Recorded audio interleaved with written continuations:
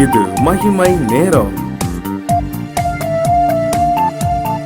மகிமை டிவி நேயர்களை அன்புடன் வாழ்த்துகிறேன். மகிமை நேர நிகழ்ச்சிக்கு உங்களை அன்புடன் வரவேற்கிறேன். தொடர்ந்து சிந்திக்கும்படியாக ஆண்டவர் சமூகத்திலே காத்திருந்த போது கத்தர் கொடுத்த தலைப்பு கிறிஸ்தவ வாழ்க்கையில் மேற்கொள்ள வேண்டிய 7 காரியங்கள். இன்றைக்கு அநேக காரியங்களை நம்மளால் மேற்கொள்ள முடியவில்லை. சில ஆவிக்குரிய ஜீவியத்தில் கிறிஸ்தவ வாழ்க்கையில் அநேகரை சந்திப்பது உண்டு.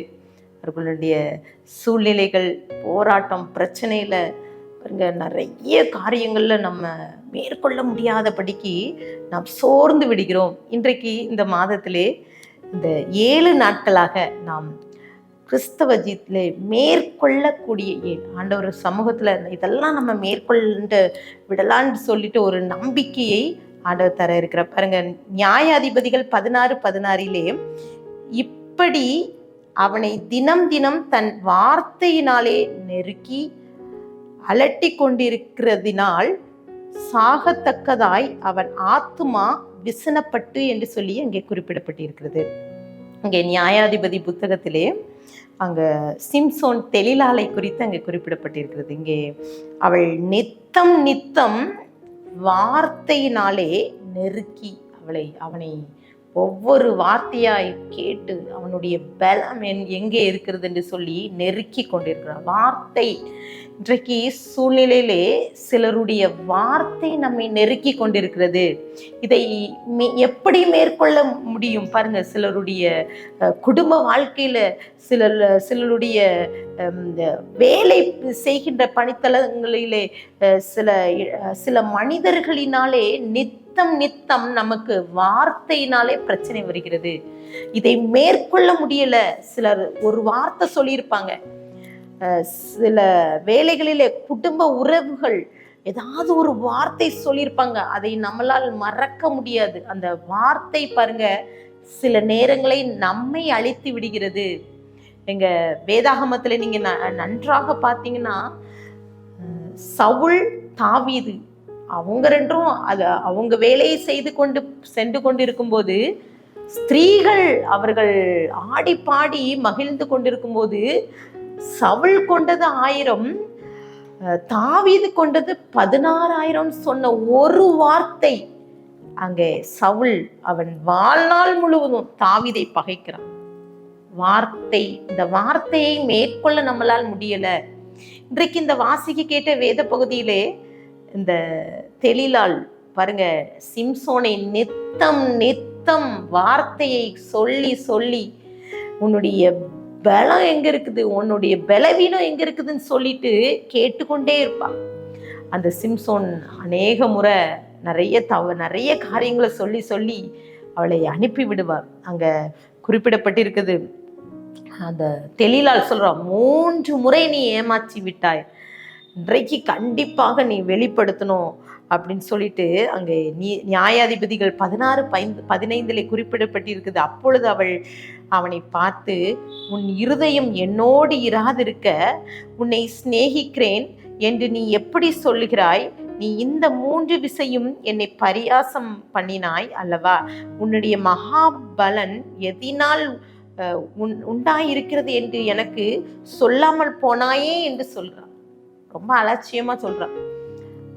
அவன் பாருங்க, உயிருக்கு உயிராக, அன்பாக, சிநேகிதராக அவன் தன்னை வெளிப்படுத்துகிறான். அந்த தெலிலால் சிம்சோன் மீது அளவுக்கு அதிகமான பாசத்தை கொடுத்து அவன் தன்னை மறக்கும் அளவுக்கு அவன் வார்த்தையினாலே பேசுகிறான். பேசி பாருங்க, இறுதியாக சொல்லி விடுகிறான். நான் அந்த சிம்சோன் சொல்வான், நான் பிறக்கும்போதே நசரேயன், என்னுடைய சரீரத்துல என்னுடைய தலை மயிர் கத்தரிக்கப்படலை, அதை நசரேயனாக இருக்கிறதுனால என்னுடைய தலையில சவகரன் கத்தி படலை, அப்படி என்னுடைய தலையில உள்ள முடி எடுக்கப்பட்டால் என் பலன் குறைந்து விடும் என்று சொல்லி தன்னை வெளிப்படுத்தி விடுகிறான். பாருங்க, ஒரு நியாயாதிபதியாக இருக்க வேண்டும். ஆண்டவர் சமூகத்துல அவன் தெரிந்து கொள்ளப்பட்டவனாக அவன் தேவ அழைப்பை பெற்றவனாக அந்த சிம்சோன் இருந்தான். ஆனால் ஒரு மனிதனுடைய வார்த்தையினால, ஒரு வார்த்தையினால் அவன் வாழ்க்கையே அழிந்து விடுகிறது. பாருங்க, சில வார்த்தைகளை நம்மளால மேற்கொள்ள முடியல. கிறிஸ்தவ ஜீவியத்துல சிலர் சொல்வதுண்டு, 10 வருஷத்துக்கு முன்னாடி என்னுடைய சகோதரன் என்னை குறித்து இப்படி சொன்னான்னு சொல்லிட்டு அந்த வார்த்தையை என்னால் மறக்க முடியலன்னு ஒரு சகோதரி சொன்னாங்க. பாருங்க, இன்றைக்கு வார்த்தையினால கிறிஸ்தவ ஜீவியத்துல நாம் சில நேரங்களில் அதை மேற்கொள்ள முடியாதபடிக்கு நாம் பின்மாற்றம் அடைந்து போகிற வார்த்தை. மனிதனுடைய வார்த்தை எப்படிலாம் இருக்கு பாருங்க.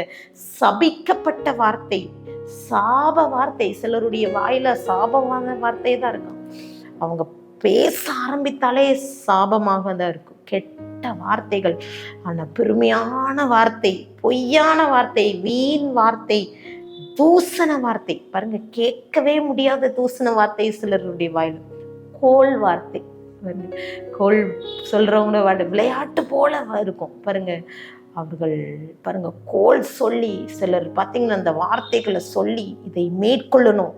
கிறிஸ்தவர்களாகிய நாம் மேற்கொள்ளணும். யாராவது ஒருத்தர் உங்களை குறித்து இப்படி சொல்லிட்டாங்கன்னா அதையே நினைத்து நினைத்து இனி அவ்வளவுதான், என்னை இப்படி சொல்லிட்டாங்கன்னு சொல்லிட்டு பின்மாற்றமாக சென்று விடாதபடிக்கு ஆண்டவர் சமூகத்தில் இதை மேற்கொள்ள வேண்டிய பலத்தை எனக்கு தாங்கன்னு சொல்லணும். இங்கே யாக்கோபு 3ஆம் அதிகாரத்துல குறிப்பிடப்பட்டிருக்குது நாவை குறித்து. ஒருவருடைய வாயின் வார்த்தை எப்படிப்பட்டதாக இருக்கிறது அங்க சொல்லியிருக்கு. அந்த நாவு எப்படிப்பட்டதா இருக்குன்னா, அது சிறிய அவயமா இருக்குது, அது ஒரு நெருப்பு, அது அடங்காதது, அது பொல்லாங்கானது, அது அநீதி நிறைந்தது, பொய் சொல்லும், அது மனிதனை சபிக்கிறது, விஷம் நிறைந்தது, பெருமை நிறைந்தது, கரைப்படத்தக்கதுன்னு சொல்லிட்டு அங்க குறிப்பிடப்பட்டிருக்கு. அப்போ நாவை குறித்து அநேக காரியங்கள் அது சபிக்கிறதா இருக்குது. நீதிமொழிகள் 31:26 தன் வாயை ஞான விளங்க திறங்குகிறாள், தயவுள்ள போதகம் அவள் வாயில் இருக்கும். பாருங்க, இன்றைக்கு பிரியமானவர்கள், இன்றைக்கு நம்ம வார்த்தை எப்படி இருக்குது, நம்ம வார்த்தை எப்படிப்பட்ட காரியங்கள் செய்கிறோம், நம்ம வார்த்தையில எப்படிப்பட்ட காரியங்கள் இருக்கிற. நீதிமொழிகள் 18:20 மரணமும் ஜீவன் நாவின் அதிகாரத்தில் இருக்கிறது என்று சொல்லி குறிப்பிடப்பட்டிருக்கு. இன்றைக்கு அதை மேற்கொள்ளணும். யாராவது ஒருத்தர் ஒன்று சொல்லிட்டாங்கன்னு சோர்ந்து போகாதபடிக்கு ஆண்டவர்கிட்ட ஒப்பு கொடுத்து ஜெபிக்கலாம். ஆண்டவரே, என் வார்த்தையில நல்லதொரு வார்த்தை, ஒருவேளை என்னை குறித்து தப்பா மற்றவர்கள் பேசினார்களோ, இதையெல்லாம் நான் ஆண்டவர் சமூகத்துல வைத்து நான் எழும்பி உமக்காக நாங்கள் சாட்சியா ஜீவிக்கணும், இதை நான் மேற்கொள்ள வேண்டிய பலத்தை எனக்கு தாங்கன்னு சொல்லிட்டு ஆண்டவர்கிட்ட கேட்டு ஒப்பு கொடுத்து ஜெபிக்கலாமா? கண்களை மூடி ஜெபிக்கலாம். அன்பின் பரலோக தகப்பனே, ஸ்தோத்திரிக்கிறோம். எங்களோடு பேசியிருக்கீங்க இன்றைக்கு ஏசப்பா. இந்த நாவின் அதிகாரம் ஏசப்பா, ஒருவேளை அந்த நாவின் சொல் பிறவாத முன்னே நீங்க அறிஞ்சிருக்கீங்கப்பா. ஒருவேளை எங்களை குறித்த மற்றவர்கள் பேசுகின்ற வார்த்தை, தவறான காரியங்கள், கோள் வார்த்தைகள், பொய் வார்த்தைகள், இதெல்லாம் இசப்பா எங்க ஆவிக்குரிய ஜீவியத்துல இசப்பா எங்களை மேற்கொள்ளாதபடிக்கு நாங்க அதற்காக ஒப்பு கொடுத்து ஜெபிக்கிறோம்ப்பா.